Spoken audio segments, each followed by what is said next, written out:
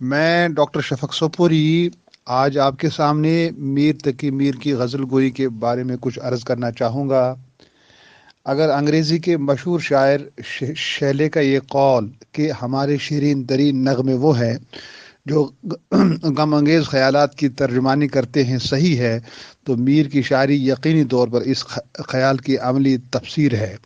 میر کی شاعری کا المیہ رنگ و آہنگ ان طوفانوں نے بخشا تھا جس سے وہ اپنی ذاتی زندگی اور اپنے ماحول دونوں میں گزرے تھے۔ سائے پدری سے بچپن ہی میں محروم ہو گئے، امان اللہ جیسے مخلص دوست کا غم سہنا پڑا، اپنے بھائیوں رشتہ داروں کی سرد مہری نے دکھوں میں اضافہ کیا، معاشی پریشانیاں الگ مستقل ایک آزار تھیں۔ غیرت مند اور خوددار طبیعت نے اپنی سطح سے نیچے آنے نہیں دیا کہ حالات سے سمجھوتا کر کے اپنے غموں کا مداوع کر لیتے۔ تنہا ذات کے لیے یہی غم کیا کم تھے کہ محبت کا غم بھی مول لے بیٹھے۔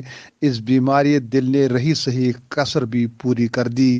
کہتے ہیں مصائب اور تھے پر دل کا جانا عجب ایک سانحہ سا ہو گیا ہے۔ میر کے باہر کی دنیا ان کے اندر کی دنیا سے مختلف نہیں تھی۔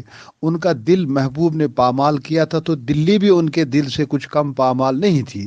نادر شاہ اور احمد شاہ ابدالی کے حملوں نے دلی کی اینٹ سے اینٹ بجا دی تھی۔ 800 سالہ پرانی تہذیب کی بنیادیں ہل گئی تھیں۔ صدیوں پرانا نظام معاشرت دم توڑ رہا تھا، تہذیبی قدروں کا شیرازہ بکھر رہا تھا۔ میر جیسی حساس طبیعت رکھنے والے انسان کے سر سے کتنی قیامتیں گزر گئی ہوں گی۔ ان تمام اندرونی اور بیرونی حوادث نے میر کو بری طرح متاثر کیا۔ ان کی زندگی ٹوٹ کر بکھر گئی۔ ان کی شاعری اسی شکست زندگی کا ماتم ہے جس کا احساس ہمیں ان کی غزلوں کا مطالعہ کرتے وقت ہوتا ہے۔ ان کی غزلوں سے پتہ چلتا ہے کہ شاعر نے خارجی ماحول کی عکاسی گہرے فنی شعور کے ساتھ کی ہے۔ اپنے گرد و پیش کے حالات کا جو اثر لیا ہے اسے اپنی شخصیت کا جز بنا کر غزل کے پردے میں ظاہر کر دیا ہے۔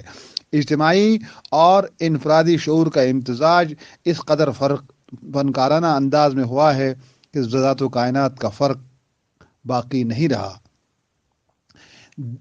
دل اور دلی کی اسی تباہ کاری کی تصویر ہمیں میر کی شاعری میں ملتی ہے۔ اسی کیفیت کو دیکھ کر خواجہ احمد فاروقی نے میر کے بعض اشعار کو دل و دلی کے مرثیے سے تعبیر کیا ہے۔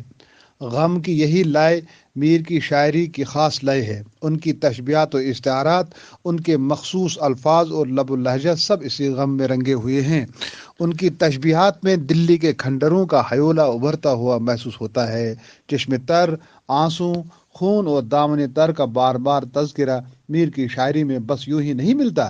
اس کے پس منظر میں داخلی اور خارجی زندگیوں کی ایک طویل داستان ہے۔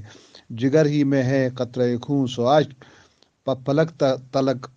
پلک تک آ گیا تو تلاطم کیا، دیدہ گریاں ہمارا نہر ہے، دل خرابہ جیسے دلی شہر ہے، شام ہی سے بجھا سا رہتا ہے، دل ہوا ہے چراغ مفلس کا۔ ایک بات اور کہ میر کے ان اشعار کو دیکھ کر بہت سے نقادوں نے میر کو قنوطی اور یاس پرست قرار دیا ہے۔ لوگوں کے اس خیال کا محرک غالباً یہ ہو کہ میر کے عہد کے بیشتر شعراء کی شاعری کا یہی رنگ تھا۔ قنوطیت اور یاس پرستی ہر شاعر کے ضمیر میں داخل تھی۔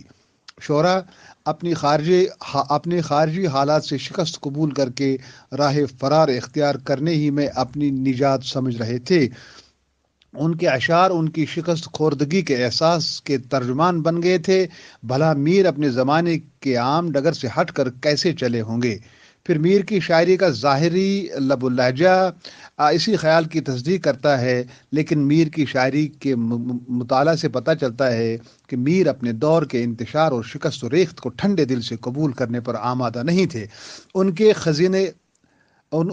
کے لہجے میں بغاوت کی چنگاریاں موجود ہیں۔ وہ بڑے وقار اور تمکنت کے ساتھ آشوب زمانے کا اظہار مختلف انداز میں کرتے ہیں۔ مجنون گورکھپوری نے اس حقیقت کا اعتراف ان لفظوں میں کیا ہے۔ میر کے کلام میں ان کے زمان کی ایک انا گسیختہ فریاد